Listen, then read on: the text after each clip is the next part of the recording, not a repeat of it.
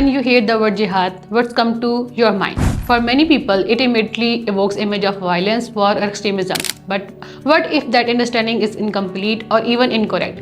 In this podcast, we explore jihad, what everyone need to know, a compelling and accessible book that challenges common assumptions and invites us to rethink one of the most misunderstood concepts in Islam.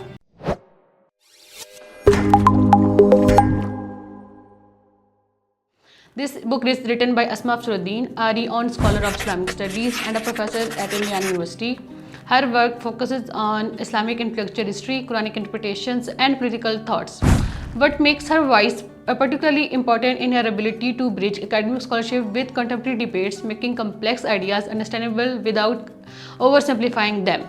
As it quotes, this book argues that jihad does not simply mean holy war, as it is often portrayed in media and popular discourse. Instead, it means striving or struggle in the path of God. This struggle can take many forms, like spiritual, ethical, intellectual, social, and in certain contexts, military. Asma takes us through the Quran, Hadith, classical Islamic law, and modern interpretations to show how the meaning of jihad has evolved and been contested over time.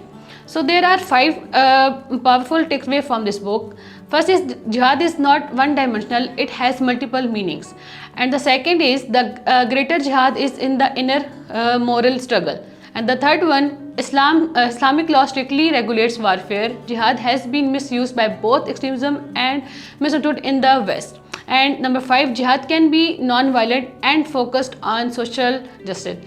First, I will explain. The first, jihad is a multi-layered concept. It includes personal growth, intellectual effort, and striving of justice, not just conflict. Reducing its violence, race, its ethical depth, and historical richness. Second, the idea of the greater jihad emphasizes the internal struggle against one's ego.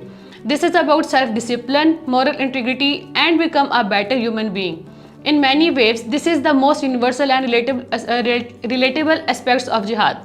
Third, when it comes to warfare, Islamic tradition does not promote unchecked violence. Classical scholars developed strict rules protecting civilians, limiting destructions, and emphasizing justice. This shows that even armed jihad is embedded within a moral framework. Fourth, the concept of jihad has been distorted in modern times. Extremist groups selectively use it to justify violence, while media narratives often reduce it to terrorism.